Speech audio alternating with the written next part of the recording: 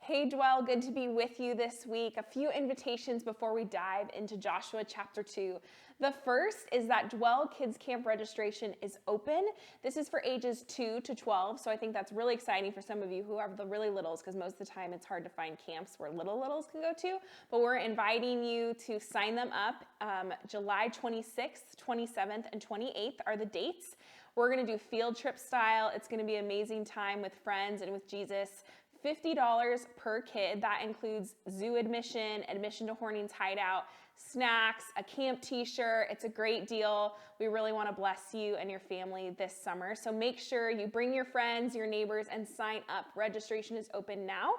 And then we also just want you to know that we are having Jubilee on June 5th. And if you didn't know what that is, it's our all home churches come together. It's our celebration service. And at this service, we're going to be doing baby dedications again. We're really excited. We've already got one little one signed up. So if you feel like it's the time to pray over as a community your new little one or ones, let us know. And we would love, love, love to do that. And then finally, we just want to say thank you for the way that you continue to give. If you didn't know this, there are a few different ways that you can give. One is online through our website. The other is through the app, Church Center, which hopefully you have on your phone. Of course, you can mail a check, but also in each of your home churches, if you're plugged into a home church, which we hope you are, that's how you're watching this right now, there are these little portable kiosks that you can put money, check or cash into with an envelope, write your name, and those get picked up once a month. It's a great, very safe way to donate as well, because the hosts and leads don't have access to that, so it's very secure process, and we just want to say thank you so much. Your giving, because of the way we do church, gets to go to a lot of really, really cool things.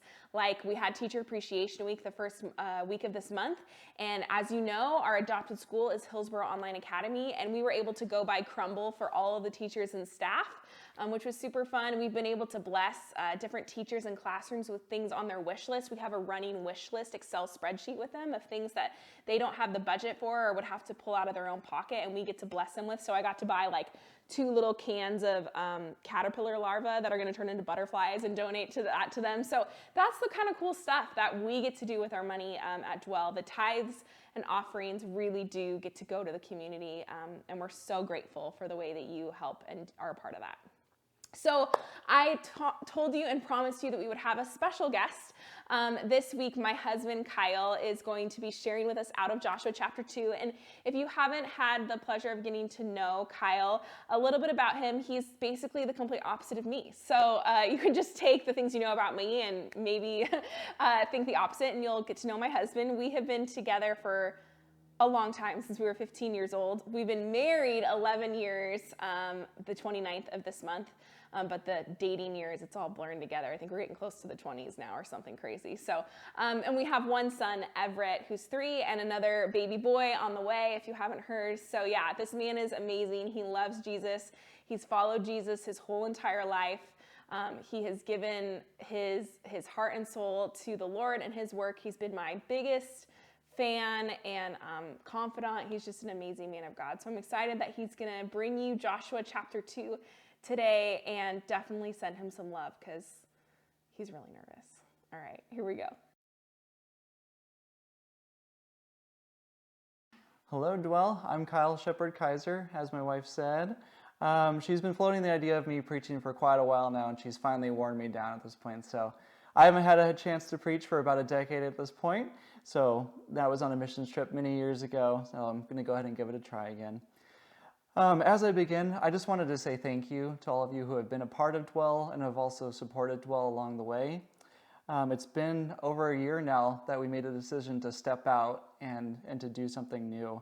And it's been nothing short of amazing to see the amount of people get on board and to catch the vision. So I just wanted to say thank you. Before we get started with the message in Joshua chapter 2, I just wanted to take a minute to pray. So Lord, thank you for today. Thank you that I get to bring the word today. I just pray that you speak through me. In your name, amen. So a short recap from last week, chapter 1. So Joshua and the people of Israel have reached the Jordan River at this point. So they're on the cusp of going into the promised land. Joshua has been told by the Lord multiple times to be strong and courageous, and he's had a chance to share that with the people of Israel, and now they're ready to get across the river. So let's go ahead and read verse 1 from chapter 2, and I'm reading out of the NIV version here. So it says, "Then Joshua, son of Nun, secretly sent 2 spies from Shittim. 'Go look over the land,' he said, 'especially Jericho.' So they went and entered the house of a prostitute named Rahab and stayed there." So I think that Joshua is wise here, but he's also at risk of repeating history, sending the spies out into the land of Jericho. If you remember from the book of Numbers, Moses sent out 12 spies originally, and Joshua was one of those spies. 10 of them came back totally terrified of what they saw, of the giants there, of the cities, and Joshua and Caleb, the other spy, they were the only ones that actually had faith in God at this time. So this time around, Joshua sends 2 spies, and he sends them out secretly. He doesn't make a big announcement to the people. He sends them out and is waiting to get information back from them. Now, Jewish tradition has it that these 2 spies were Caleb and the high priest Eleazar. I find this kind of hard to believe because they went 40 years ago, so by this time they'd be about 60 years old. I can't imagine 2 60-year-olds spying on an enemy territory there. But regardless of that, he sent them out. So God had told Joshua to be strong and courageous, and it seems odd that the first thing he does is send spies out to the land to check it out.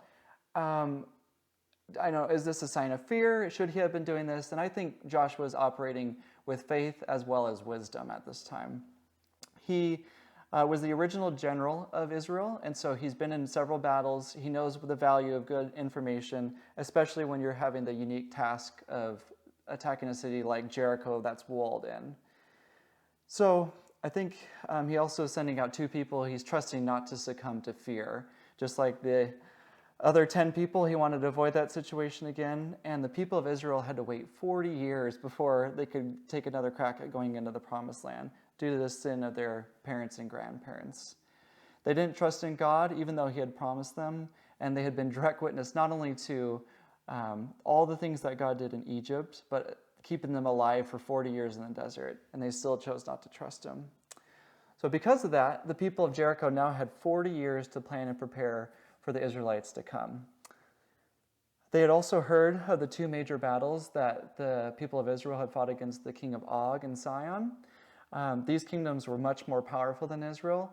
They were much more well-trained, but the Lord delivered them into their hands. God had them wipe these people out entirely, and none of them were left, none of their idols were left, so I'm sure that this caught the attention of Jericho and the surrounding cities in Canaan. So finally, with this faith booster, this confidence booster, the people of Israel are about to cross over into the promised land. And I just can't imagine waiting 40 years for my parents and my grandparents, waiting for them to die so that I could inherit God's promises. Think about what that would look like in our world today. So when our parents, maybe one of your parents made a poor financial decision, and that ended up having really long repercussions for the kids as well as the grandkids. Or when someone in the family is sick due to poor health choices, and the rest of the family had to put their lives on hold in order to take care of them. Maybe someone in your home was involved in drugs and alcohol, and I know many of you have experienced that, and just the amount of wear and tear that places on everyone. So again, it's hard to imagine spending 40 years waiting for your loved ones to pass away in order to get into the Lord's promises, but they're finally there. They're finally at the cusp of the Jordan River. So let's talk specifically about the city of Jericho here. There's going to be a graphic on your guys' screen. And I just had to laugh when I was researching the city of Jericho here. when I was a kid, I had something totally different in mind when I was thinking about the city of Jericho. I imagined vertical walls. I imagined them being 100 feet high, covered in metal, just impregnable fortress. I also thought that the city itself was much larger than it ended up being in terms of population. So not that this was an easy task for Israel, but I just had something else in mind. So as you can see from the pictures, the city itself was built on a hill, and there was 2 major walls around it. The first section of the retaining wall was 6 to 12 feet high, and built on top of that retaining wall was the actual stone wall that was another 20 to 25 feet on top of that. So in total, it was close to 40 feet in that first section.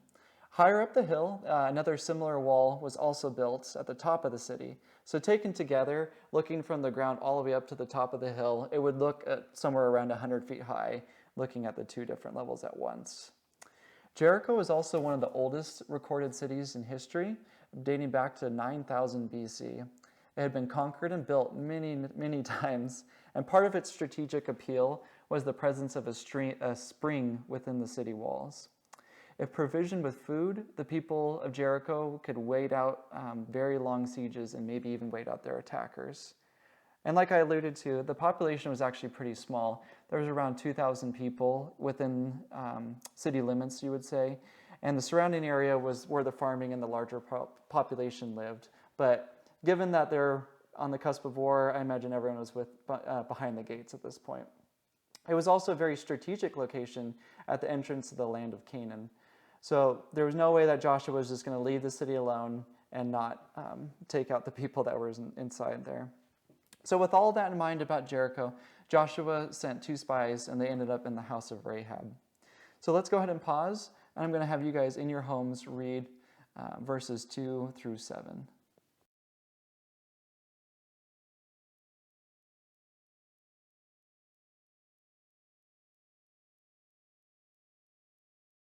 So as the verse says, Rahab was a prostitute. Some of the scholars believe that she was actually an innkeeper and that she used to be a prostitute, and those 2 professions actually overlapped quite a bit during that day and age.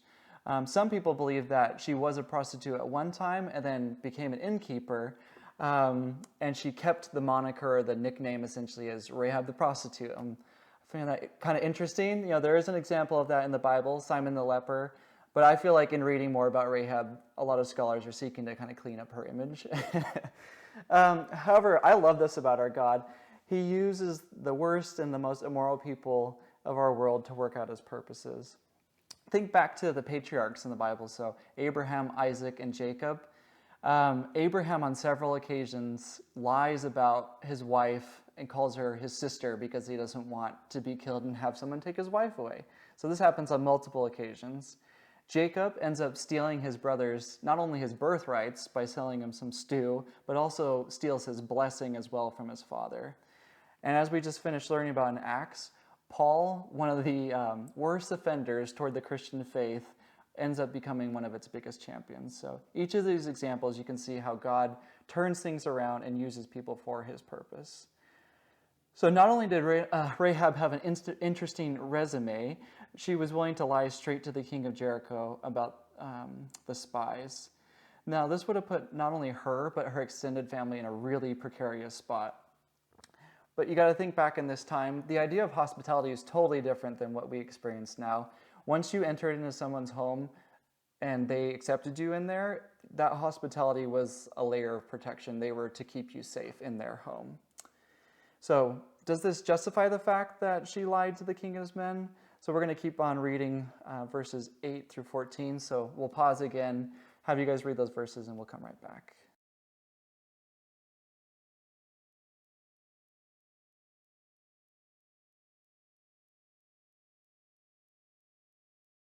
All right, so after the king's men left, Rahab went up to the roof where the spies were hidden, and she ends up confessing her faith in God to them.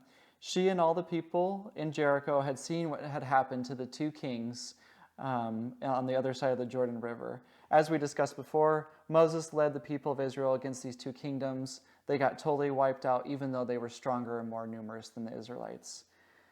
So Rahab, she tells them that the people melted with fear before Israel. They knew what had happened, but they also knew about the time in the desert. It must have been a total mystery to those people how 1,000,000 people survived in the desert for 40 years without any food source, without any real water source either, and they ended up coming out stronger than ever. So because of all this, Rahab made the logical and the faith-filled choice to help out the spies. Her faith is actually mentioned later in the Bible as well. She's mentioned in both Hebrews and James as an example to the rest of us believers.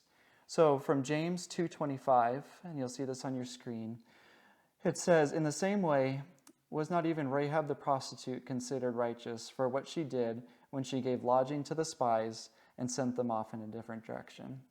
And also in Hebrews 11:31, it says, "Even the prostitute Rahab, because she welcomed the spies, was not killed with those who were disobedient."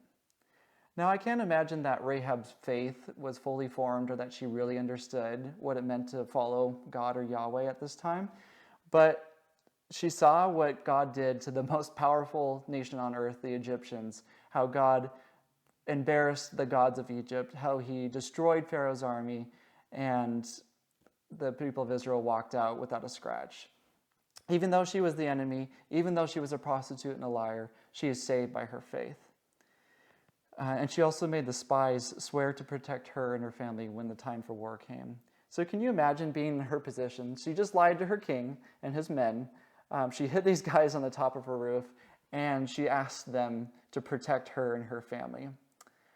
Can you think of a time when you had faith like this? It's pretty amazing what she did, but have you seen when the power of God was at work and you were drawn toward it? So I think about when I was a freshman in high school. So again, way back, my church was going on a missions trip to Tijuana for a week. And I was really interested in going. My older sister had gone a couple years before, same mission trip, really enjoyed it. And I was excited to go, excited to try something new, but then I hit a snag. So as you can imagine, being a part of a missions trip, we were each supposed to give our testimony, and we're supposed to practice that with our group before we went, and then also be expected to give it during our time there. And I was not about that. So I totally panicked. I had never done anything like that before. I accepted Christ when I was 3 years old. I grew up in a very Christian home. I had never had any great trials or tribulations, nothing that I felt like would make for a good testimony. And I was also super shy. I had been homeschooled for many years before that, so speaking in front of someone besides my mom was kind of out the window. So fast forward, I didn't go on the trip. I totally chickened out. Lydia actually went on that trip, and I was real sad because I didn't get to spend time with her before we started dating. But anyway, fast forward to my senior year after we graduated, I had the opportunity to go on another missions trip, and this one was in Jamaica. So, poor me, pretty rough, had to go to Jamaica. But we would be doing vacation Bible school ministry in Jamaica in the capital of Kingston, so we weren't on the beach the whole time. So by this time, I had grown up a lot. I had lots more experience. I had been part of a missions class in my high school, so I had more practice speaking in front of people, giving my testimony, and seeing God move in different ways. I ended up being in Jamaica for over 3 weeks, and during the time there, we did like a dozen VBS programs, which I taught at the entire time. I ended up speaking at one church service, and then I also got the opportunity to be on the radio a couple times too, which was really random, but got to do 2 different recordings for a children's Bible story hour. So when I decided to follow the power and the prompting of Christ and have a little bit of faith, I definitely saw the blessings because of it. Our team reached hundreds of kids when we were in Jamaica, and a little over 100 of them decided to follow Jesus. So I was just thinking about a time when I chose to step out in faith. But all that being said, I don't know that I would have had faith like Rahab to step out with the courage she had to put her trust in Yahweh, to put her trust in these spies, even though they just wandered into her home. So let's pause again. We're going to go ahead and read the next section, verses 15 through 21. So go ahead and read that in your homes now.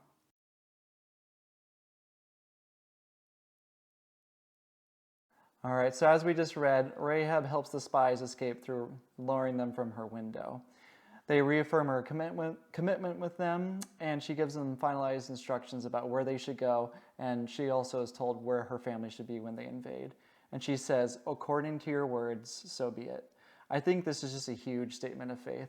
She finds herself in this weird gray area. So on one hand, she's betrayed her people, her country, her king, and she's not yet able to join the Israelites here. So she's living in this weird faith-filled time where she's waiting for things to happen. So in our day and age, we don't really find ourselves with the literal need to switch allegiances, but we do find ourselves moving away from what we once knew to something totally new when our faith in Christ grows. So think of the first time we don't drink as much as our friends at a party. Think about when we're at work and we don't laugh at the joke that everyone else is. Think about the weekend or weeknight that's taken up by church or maybe a serve project rather than sitting at home and watching a football game. People begin to notice that shift in our lives when we move away from what we've always done to something totally different. So I hope that Dwell or any other church community has been a safe place for you to be with like-minded individuals who don't think and act like everyone else. It's not easy to change. It's not easy to be the one that's different, and you oftentimes feel like you're missing out. But what's the alternative? Keep pretending that we don't see the power of God on the other side of the Jordan River? Do we close our gates and hide behind our walls in fear, or do we step out in faith to join in something new? Rahab truly put herself and her family in a precarious spot. Not only did she lie to the king, but now she has to convince her whole household to come and be with her in her home when the Israelites invade. Can you imagine someone with a lower status being the person that becomes the savior of her family? So as she explains this to her family, it would have been so nerve-wracking. She's got to tell her father on down that what she's done, and she has to worry that they're going to be very upset with her. They might even turn her into the king in order to fix their family position, because otherwise they're going to be in big trouble. But however, they seem to actually caught her faith and at least trusted with her in order to stay with her. So we really shouldn't be surprised by God using someone like Rahab in the Bible. She was a foreigner and a prostitute, someone who was supposed to be killed by the people of Israel and forgotten forever. But due to her faith and understanding, she ended up being taken into the Israelite community. Her name is mentioned 16 times in the Bible, both the New and the Old Testament. She ended up marrying into the tribe of Judah. She's direct descendant from King David, as well as becomes a direct descendant of Jesus as well. What an awesome and merciful God we serve, that he's willing to give people like Rahab and ourselves, frankly, a chance to change and seek salvation. So now we're moving on to the last two verses in the chapter, 22 through 24, and I'll just read that real quick for us. When they left, these being the spies, they went into the hills and stayed there 3 days, until the pursuers had searched all along the road and returned without finding them. Then the two men started back. They went down out of the hills, forded the river, and came to Joshua, son of Nun, and told him everything that had happened. They said to Joshua, "The Lord has surely given the whole land into our hands. All the people are melting in fear because of us." So what a difference 40 years and a new generation makes. The spies return to Joshua, and they give him nothing but good news in the story of how Rahab helped them. Now notice, they don't actually give any strategic information about how to conquer Jericho, the weak point of the city, none of that. I think they just know that because Joshua has been told, be strong and courageous, God's going to take care of it. They don't need specific instructions. All he's told is, 3 days from now, all of Israel is going to cross over the river. That's it. And I feel like we can really relate to this. We rarely get the full picture from God about what we're supposed to do, our next step. We get maybe a little sliver that we get to work with, but we don't get that full picture. And honestly, as much as that would be awesome, I think it's a good thing, because we would never grow in our faith and trust in God if we were given that full picture and we could see the end from the beginning. So as we conclude, I just want to talk about, where do we see ourselves in this story? Are we Joshua, who knows what he's supposed to do and he takes that next step in his calling? Are we the spies who will follow their leader, exploring a dangerous land and taking help from someone they barely know? Are we the king of Jericho and his men, who are operating on rumors and fear, trying to protect and hold on to their old way of life? Or are we Rahab, who sees the power of God and takes her first step in faith? I know where I want to be. I am not always there for sure, but I know where I want to be. And this really reminds me of one of my favorite verses. It comes from Mark chapter 9. So Jesus is speaking to a father who his son is possessed by a demon. And it says, his father brings him to Jesus and asks him to heal the boy. Jesus says, anything is possible for one who believes. Immediately the father exclaims, and I love this, I do believe. Help me overcome my unbelief. This is such a great verse and story. This is someone who he's just started his faith journey. He's just started his understanding, and he prays for that extra step, that extra push from God to help him with his unbelief. So in response to this story, in response to this chapter, we're going to take some time and reflect with a worship song. Each of your homes will play that as we close here. But again, I just want you to reflect on who are you in this story? Who is God calling you to be? And how can God help you bridge the gap of your unbelief? Let's all ask God for the help for the faith to get us there. Let's pray. So Lord, again, thank you for letting me bring the word today. I hope that you were able to speak through me and that we were able to just learn more about the process and other people as they stepped out in faith and trust in you. We love you, Lord, and we thank you. Amen.